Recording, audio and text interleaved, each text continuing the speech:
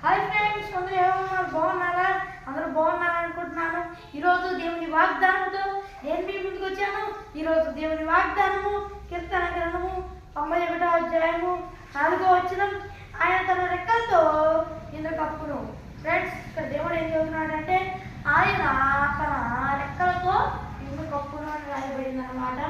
అంటే మరి ఆయన మనల్ని ఆయన రెక్కలతో కప్పుతాడు అనమాట. మరి ఈ వాగ్దానం మరి ఎవరి కోసం దేవుడు చెబుతున్నాడో నాకైతే తెలియదు. మరి మీలో ఎవరైనా ఇబ్బందులతో ఉన్నట్లయితే భయపడాల్సిన అవసరం లేదు. నువ్వు ఏమైనా కష్టాల్లో ఉన్నట్లయితే భయపడాల్సిన అవసరం లేదు.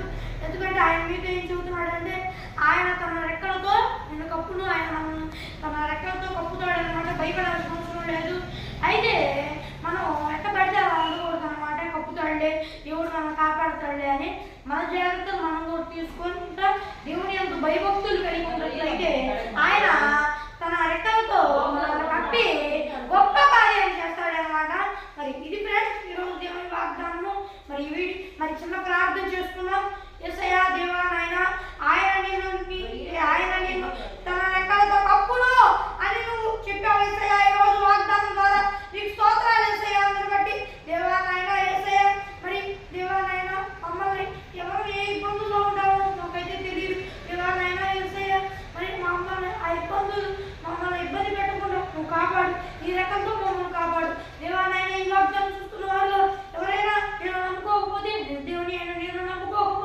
నేను నమ్ముకున్నట్లు నీకు చూపించమని వేడుకుంటూ యేసుక్రీస్తు నామములో అడిగి వేడుకుంటున్నాం మా ప్రియమైన మా పరమ తండ్రి. ఆమేన్.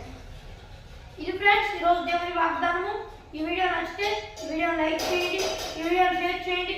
మరియు దేవుని వాగ్దానంతో మళ్ళీ కలుద్దాం. అంతవరకు దేవుని కృపాశీస్సులు మనందరికీ తోడేంటి నడిపించుగాక. ఆమేన్. Praise the lord.